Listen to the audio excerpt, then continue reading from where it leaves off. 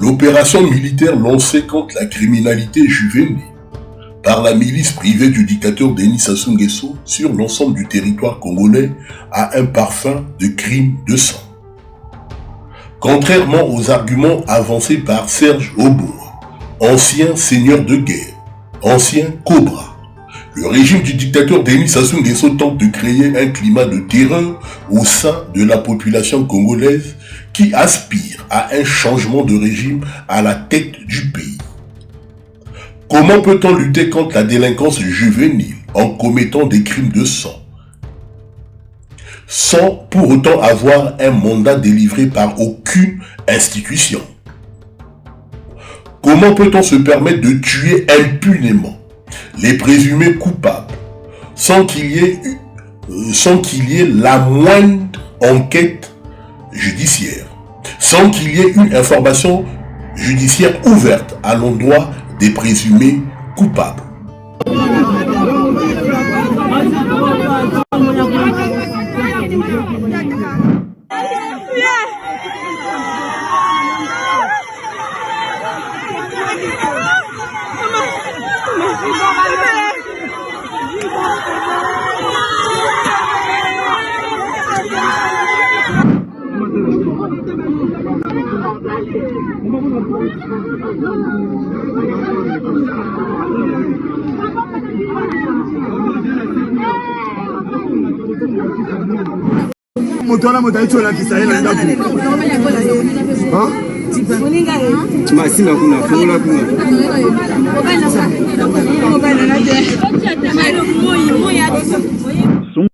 Serge Oboa, ancien Cobra et acteur majoritaire dans la répression de la population congolaise, doit rendre un jour ou l'autre des comptes à la justice congolaise.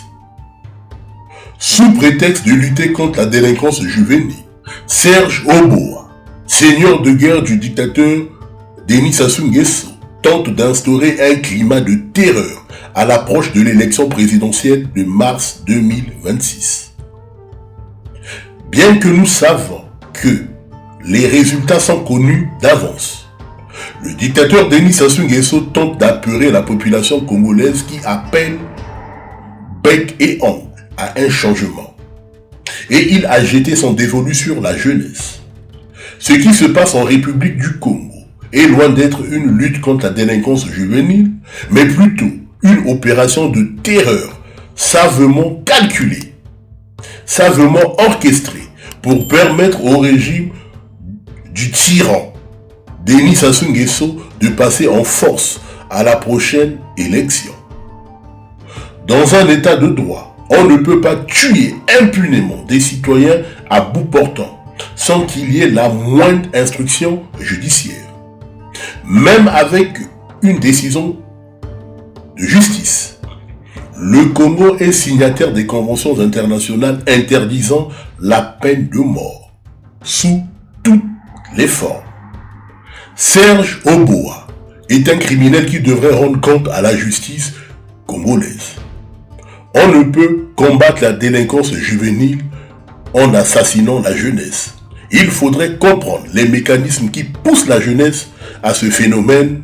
La criminalité qui existe en Afrique du Sud, on peut le comparer à des petites choses que ces enfants-là font dans les quartiers à Brazzaville. Tu as déjà entendu que l'État sud-africain est allé massacrer les jeunes là-bas parce que ces jeunes-là sont des criminels. Si vous n'avez rien dans la tête, c'est comme ça vous venez avec ce genre de message inutile, bidon et bête. Tu as déjà été à l'étranger, tu as déjà vu les bébés noirs. Même en France, il y a des enfants criminels. La majorité de vos enfants noirs là sont des criminels en France. Les Niska là, tu connais la vie de Niska avant qu'il devienne star, ce qu'il était avant. Il traînait dans les rues en France, en train de faire le banditisme, jusqu'à ce qu'il s'est jeté dans la musique. La majorité de vos enfants maghrébins noirs là sont des criminels dans ces pays-là. Vous avez déjà entendu l'État français descendre dans les quartiers, commencer à tirer sur eux parce qu'ils sont des criminels. Quand je fais mes vidéos, si tu sais que tu n'as rien de bon à dire, il ne faut pas venir déposer des messages. Hein, parce que moi, ma tête chauffe. Hein, je te jure, ma tête chauffe grave. Pour résoudre les problèmes comme celui de la délinquance juvénile, il faut analyser les facteurs socio-économiques, les facteurs politiques qui poussent cette jeunesse à user des chemins répréhensibles. Serge Oboa se targue de vouloir mettre de l'ordre en tuant impunément la jeunesse congolaise, sans emploi et sans perspective. Que dira-t-il de ceux qui volent l'argent du peuple? Que dira-t-il de ceux qui volent l'argent issu de la vente des ressources naturelles du pays? Cette opération de psychose menée par Serge Oboa est un crime de sang à mettre à l'actif du dictateur Denis Sassou Nguesso. Je répète pour la deuxième fois. Cette opération de psychose menée par Serge Oboa est un crime de sang à mettre à l'actif du dictateur Denis Sassou Nguesso. Ils savent que le peuple aspire à un changement, donc ils essaient de s'en prendre à la franche partie de la jeunesse qui demande le changement à la tête du pays. Denis Sassou Nguesso doit partir. Le président de la République doit partir parce que sa présence au sommet de l'État est une menace pour la paix et une cause permanente d'insécurité et d'instabilité. Il a perdu toutes les élections de 1992 à 1997. Il est revenu au pouvoir par la guerre.